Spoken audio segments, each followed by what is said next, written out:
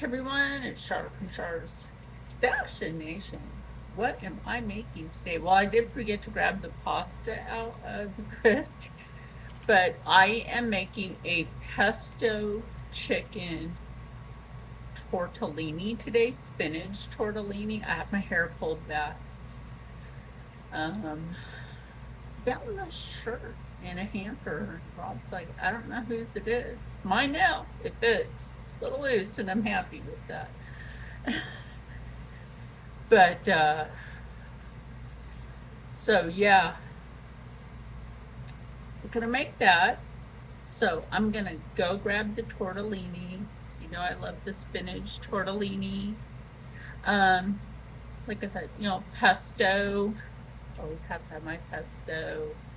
So we're gonna like saute a little bit of garlic and onion in there. Well, I might not saute that. Just gotta put that in the chicken. So I am using the Kirkwood natural boneless, skinless chicken tenders from Aldi. And this is from the Acme Market. Gotta use these up. I've got some minced garlic. And I'm going to be using some vegetable stock. It really doesn't take that long to make this meal because most of it's already prepped. So anyway, we'll be right back. Okay, now that we're over here at the pot, this is the gluten-free spinach cheese tortellini. I'm not really sure if that's real cheese. I will have to check that out. I'm sure it is, but it's gluten-free at least. And soy-free, by the way. So we're going to go ahead over here in the pot, turn the stove on. Hope the ghosts stop turning on the dang oven. Oh my god. Y'all, if you knew how annoying it was, or if to have a ghost quite literally turn on the oven while you're cooking on top of the stove. I think that should do for chicken. Throw this tiny one in for good measure. And there's a lot left in this bag. I can get at least 2 or 3 more meals out of this. So is that cost efficient? Yes, when you can get that much food out of one bag. Now, you can find Kirkland, which I think might actually be the same brand. Not sure. Don't quote me on that. So I will be putting some broth stock in there. Now that's going to really help the flavor. If I don't seem too cheery, my son just told me he wants to go back to Texas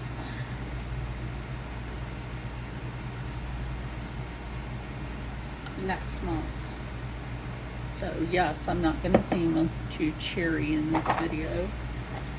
It's very sad. It's not me, it's not Rob, it's not us, it's not the cat.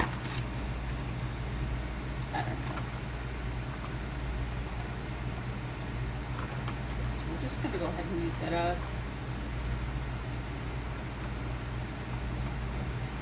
And let that cook in there like that. So now that we got that like that, and the ghost just turned up the stove. Now I keep that on 4. It turned it almost all the way to 6. This is the crap I put up with. I always turn it to the 4. Because that's like a medium, between a medium and a medium low, if that makes any sort of sense. And the air is on in here because it's like 83 degrees out today. So weather like where you live. So as you can see, it says burner on. So let's hope the oven itself stays off. So that's a pain in the behind me.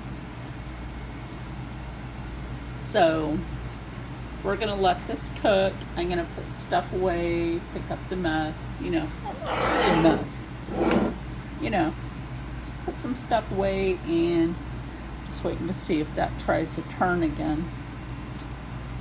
Slightly, I don't know if you noticed, but that just slightly went that way. Cooking with ghosts. Cooking with Char with paranormal activity. Isn't that always fun? Anyway, we'll be back. Okay, we're back. Sorry that that wobbled. The chicken is done cooking. So that now means I can take the chicken out of there, cut that up, you know, and get that going. That'd be good.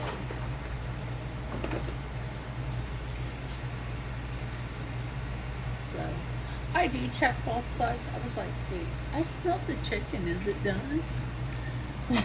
Yeah, it was. It was kind of boiling. Had that boiling kind of roll going on. You know what I'm talking about. If you cook, you know what I'm talking about, right? And even if it's still a little pink, I'm not worried about it because that'll finish cooking. And with the pasta, this little one here, gotta get them all. Gotta catch them all.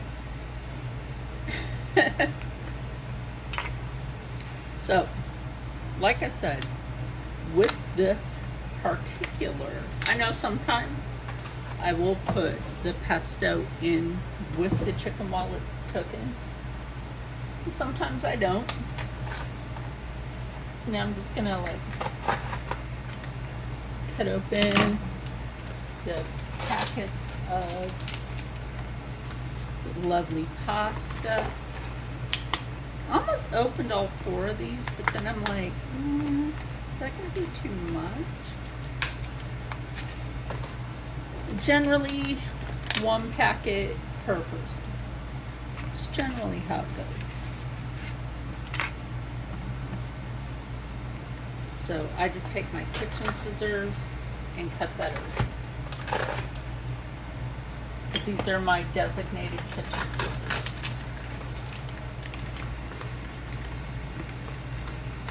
I don't know what happened to the ones when my hand was burnt.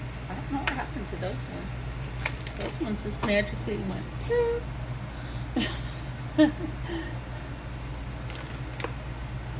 I don't know. I'm not worried about it, honestly. So, you know I love getting a good flavor factor up in my cooking. So, now this particular pasta, right?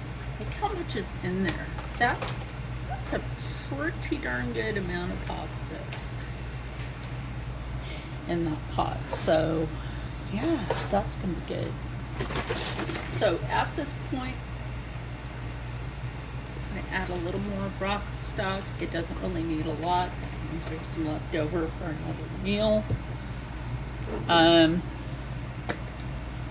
Throw a little extra garlic in there. I love me my garlic. Garlic is great. Garlic is good. And remember, if you can't get something open, give it a good hard spank.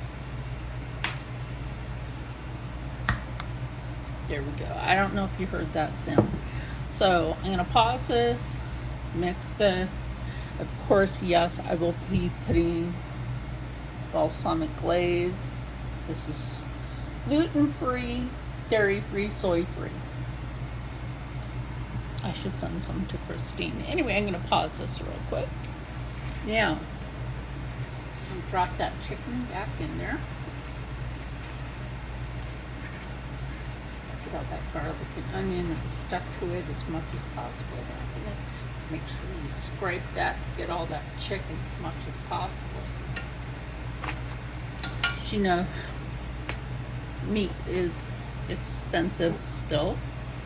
Then we're going to drop in that pesto and stir this around. Like sometimes I'll mix this with like a cream base. I don't always do that, sometimes. Now this isn't going to take much more than a few more minutes because this particular pasta is not a frozen, this is a refrigerated, which just means it cooks quicker.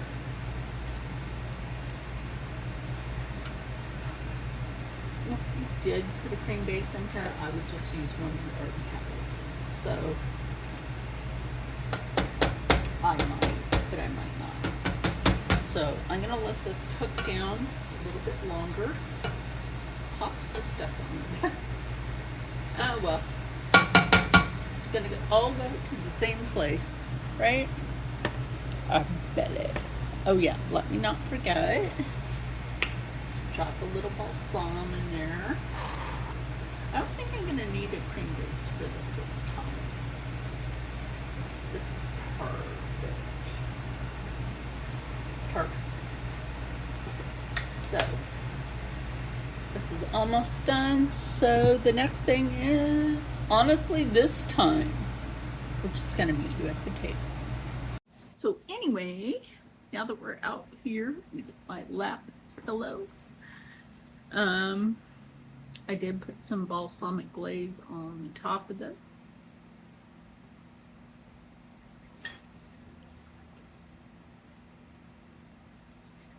This right here was always one of my go-to meals.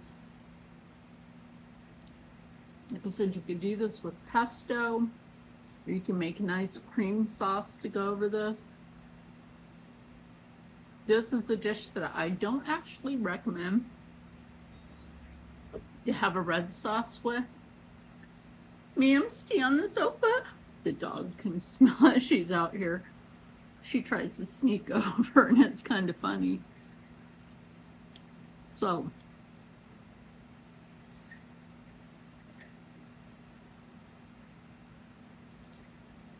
yeah, it's good. mm-hmm.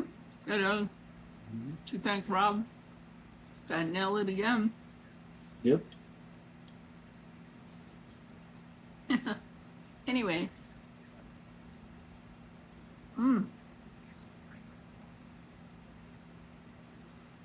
As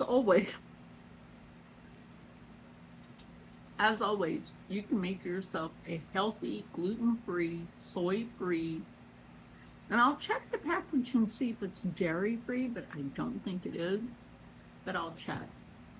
And if you can find these in a dairy-free, let me know. I would love to know.